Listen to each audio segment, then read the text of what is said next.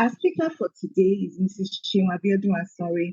She's a seasoned digital systems librarian, and she's worked with several researchers over the years. Today, she'll be talking to us about database selection and the search strategy development that we need in scoping and systematic reviews. So please welcome with me, Mrs. Abiodun-Asanre. Okay, thank you very much. Good evening, everyone.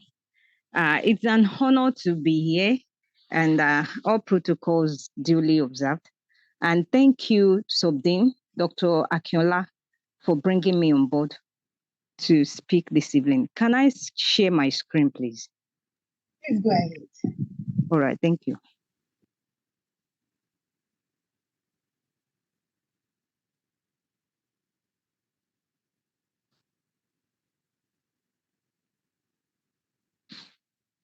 Can you see my screen? Clearly. Thank you. Okay, so we want to talk about database selection and search strategy for systematic review. In the past months, I think since January, we've been talking about how to write intent letter, different aspects of research. And now we want to move on to how to select the databases that would help us in perfecting our work, that will help us write the literature. And we want to actually see how we can do a systematic review search. The outline we have is just this. We will look at the information sources that we can make use of. We go on to see how we can select database, the criteria that we'll have to look out for to select database. Then we will do systematic review search strategies, the strategies you have to build for your systematic review. And we'll go on to see how we can conduct a search, a sample search. Then we'll conclude. Now, for information sources, is like you have a guide that is guiding what you want to do. You already have where the information you need for what you want to do are stored. So you won't have to keep merry-go-rounding, trying this, trying that. You just go straight forward to where you have the information and you just retrieve, and it makes your work much easier. These days, we don't want too much stress. So we want a ready-made thing that is available and you just go straight to it. You won't be going to Abuja and first, is either you go by air or by road. I don't know if there is train to Abuja or water that you can go by this sea to Abuja. But I know you can go by air, you can go by road. So the information sources we're looking at, they are just, is either road or by air. If the work you want to do, the project, the research you want to carry out has to do with biomedical or life sciences, you might want to check PubMed for resources. You might want to try UpToDate. You might want to try TRIP or Inari. And if you're doing clinical trials, you might want to get to Cochrane Library for your resources. You might want to try Australian New Zealand Clinical Trials Registry.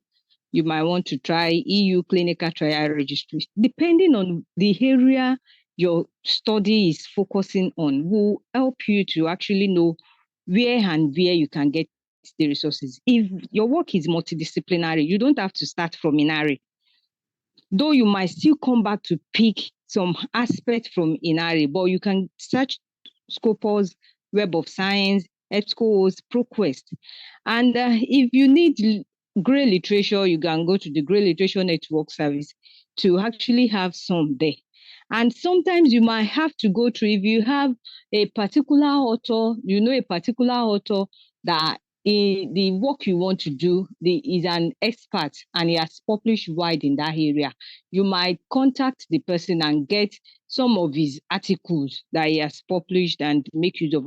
Or conference proceeding, maybe you attended the conference and the work you want to do was discussed at the conference. You can request for the conference proceeding in that subject area and make use of it. And that is the kind of one that we call hand searching.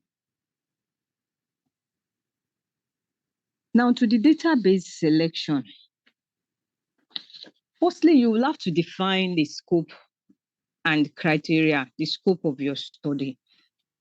And in describing the scope of your systematic review, this does not only provide direction, but filters out the noise in your results. Once you are clear about the scope, it is like having a compass guiding you through the systematic review. You already know the question, the objective, the inclusion, the exclusion criteria for selecting your study, the type of study you are looking out for. You already know the key terms and concepts that are related to your work. So it's like you have a guide. You know where you are going already. You will not be going from here to here, trying this, trying that. You already know where you are going. So you define the scope of your study. Then you identify the relevant disciplines and fields. Once you define the scope, the next thing is just you need to identify the relevant discipline and scope that your topic covers. For example, if you're conducting a systematic review on the effect of exercise on, say, mental health, you may need to search databases that are interdisciplinary, multidisciplinary, sorry, like psychology, like medicine, like sports science, like public health. Depending on your study, depending on the topic you have selected, you may also need to consider other databases around that subject area too.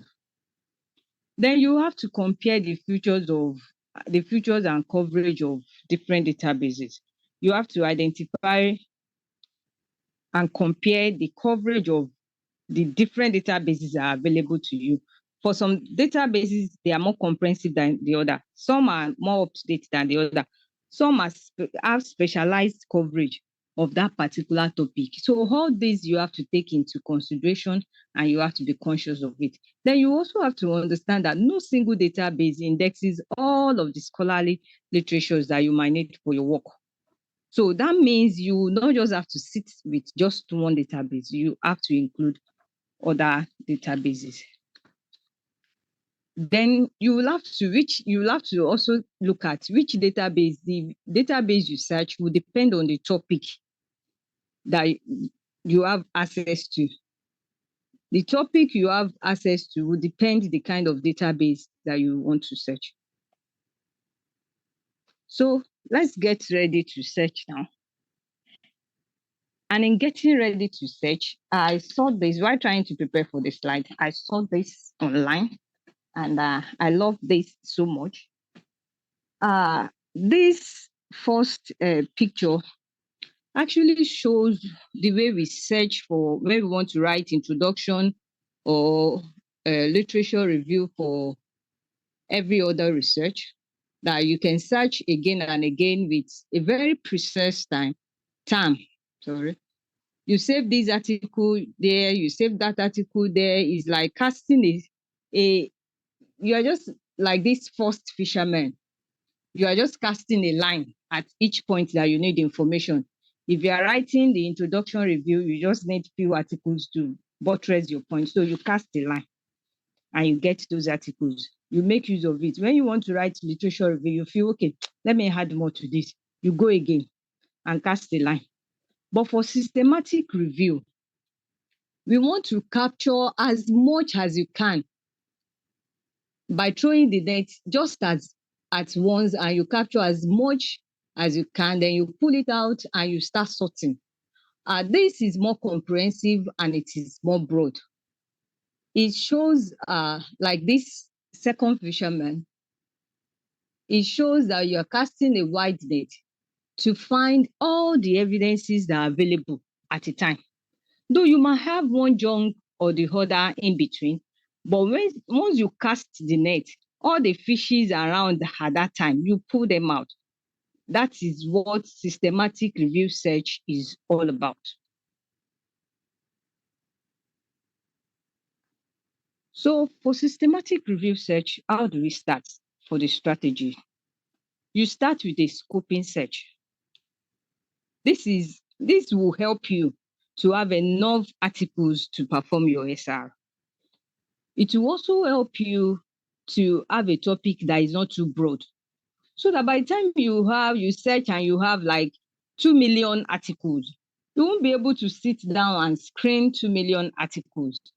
So once you first of all test the topic, you test the search, and you see this area. If I put this, maybe if I put, you are looking for malaria in the whole Africa.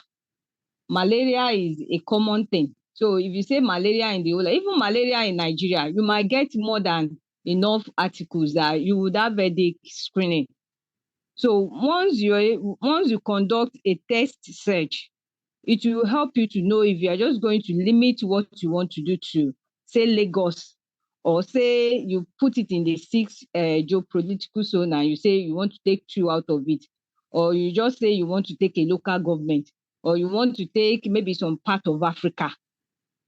Then it will also help you to develop the relevant keywords and thesaurus and control vocabularies that is available on different databases. Another thing is you identify the databases and you get familiar with their limitations. Each database has their own way of operating. So you must get to understand this.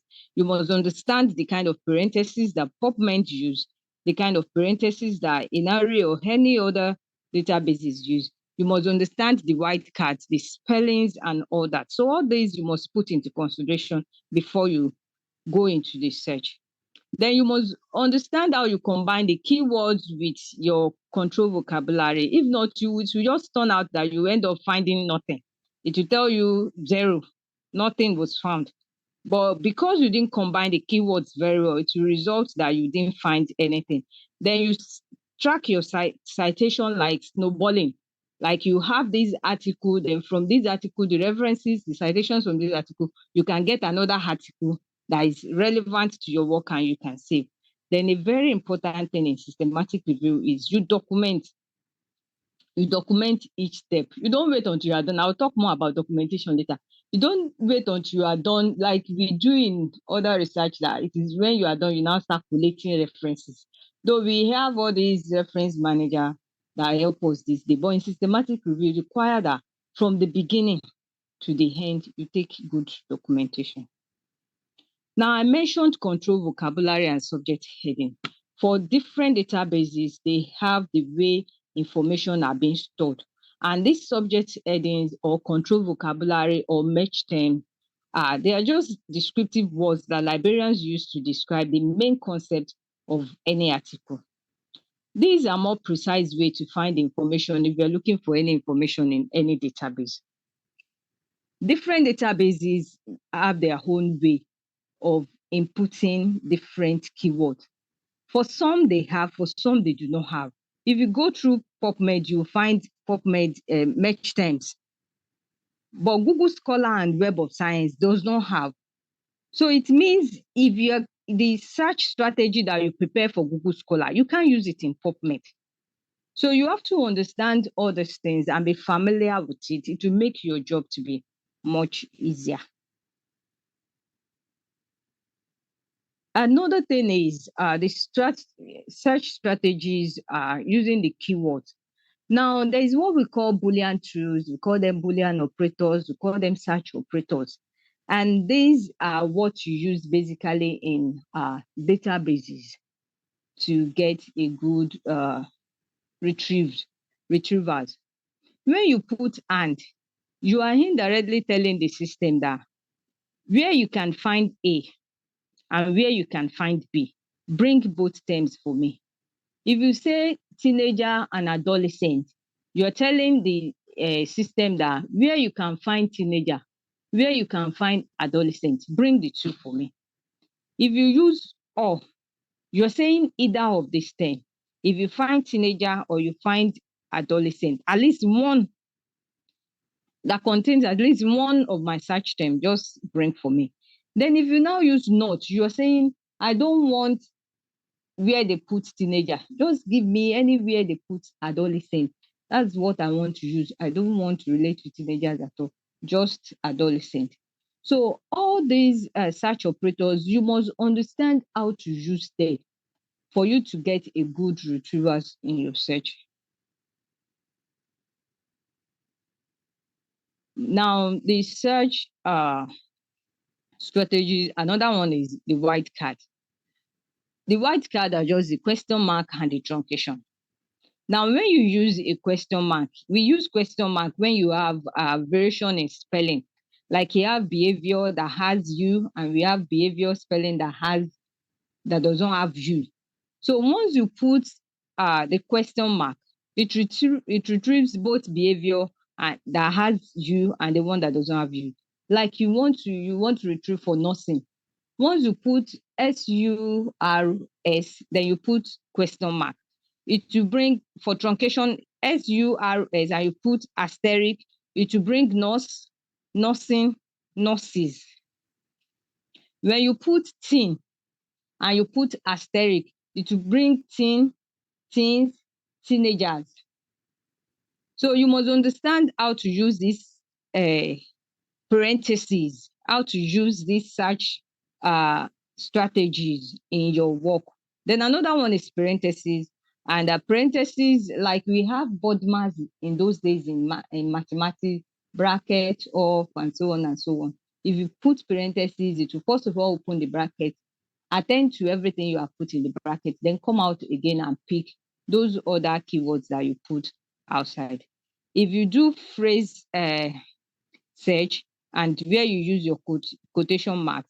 Now, for some databases, high blood pressure and hypertension, they are synonyms, but for some, they are not. So you must understand all this with all the databases, with the different databases that you have to use in your search. So when you put high blood pressure, it will not break it out, like looking for eye separately, looking for blood separately, looking for pressure separately. Like when we are searching and you put high blood pressure and it will bring retrieval for you anywhere you can find eye, it will put it in color to indicate that it's one of your keywords that you input. To put blood in colors to indicate that it's one of the keywords. No, once you just put the quotation mark, it signifies that this is a word. So find high blood pressure as a word for me and not as different words.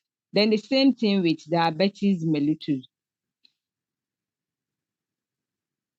So let's harvest our search now. Since we already know the different search strategies that we can use to search, we can use all the Boolean tools, we can use the white card, we can use parentheses and others. So let's harvest the search.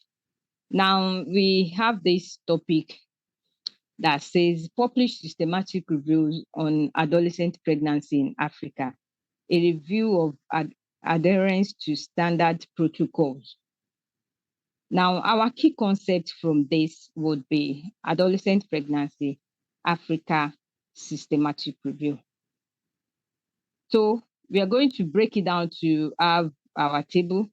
And remember, I said it is important that you document everything you do in systematic review. So this is our table, and we have the keywords, we have the term, and we have the subject heading. That's our match term. So the database we are using is PubMed. PubMed call it match terms, while others might call it control vocabulary or subject heading. So the three keywords that we have is adolescent pregnancy, Africa, and systematic review. And for any other word or the synonyms that we can pick for adolescent pregnancy might be teen,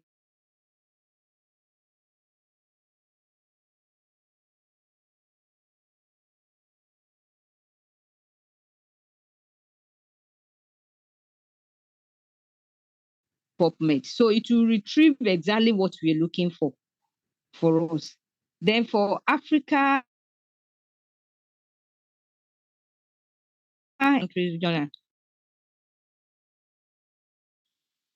conduct a scope search, a scoping search. It will help you to see if your search terms, if you retrieve, if they are too broad.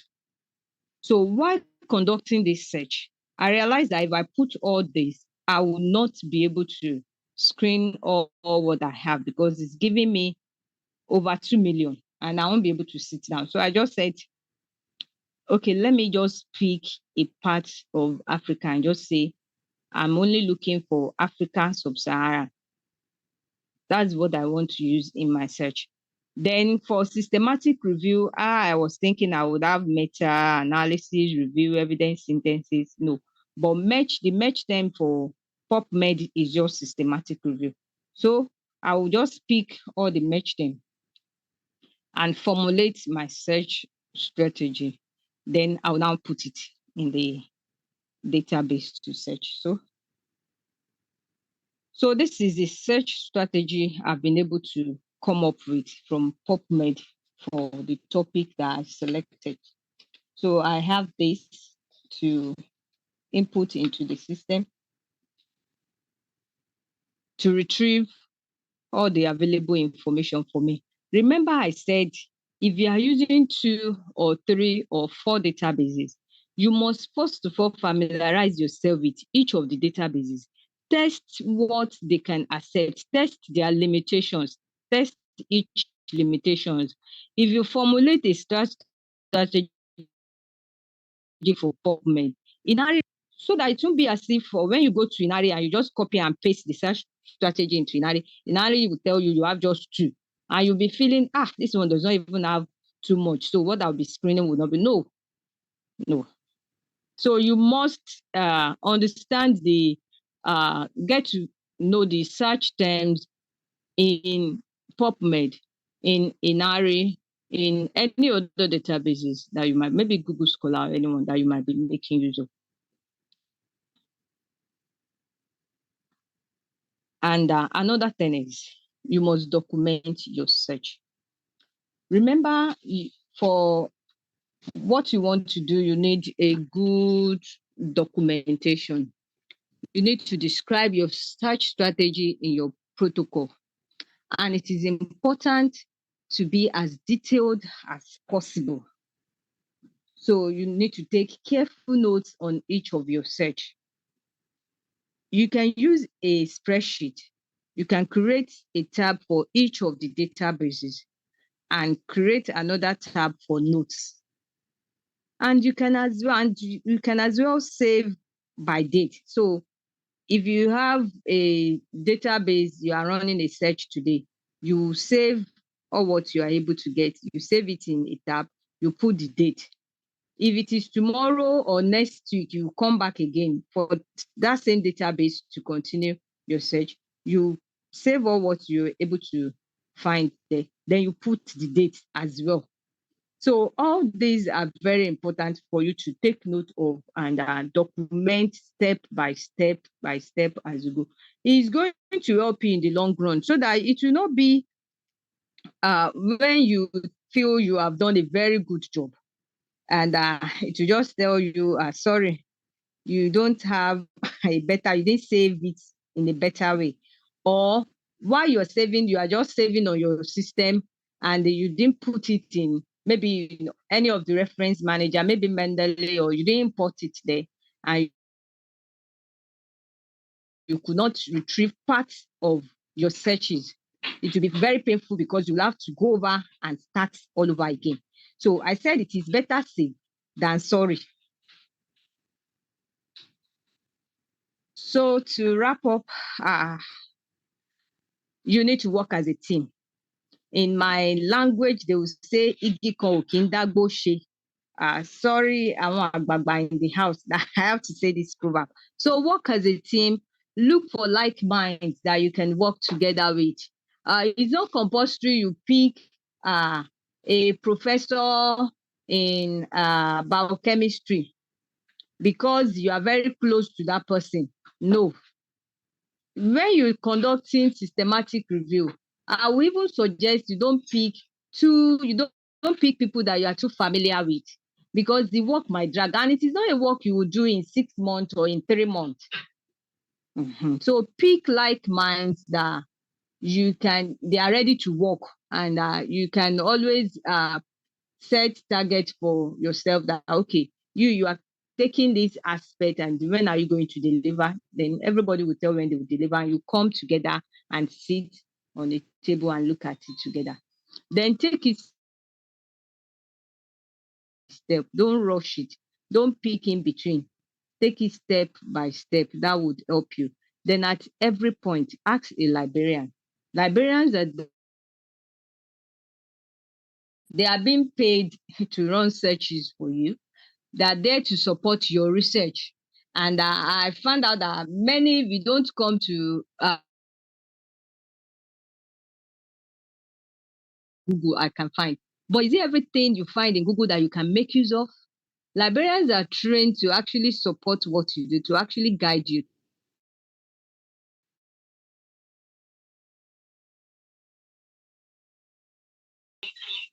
Yes, now we can. Thank you. Okay, thank you too. Okay, I'm done with the presentation. Thank you everyone for listening. God bless you.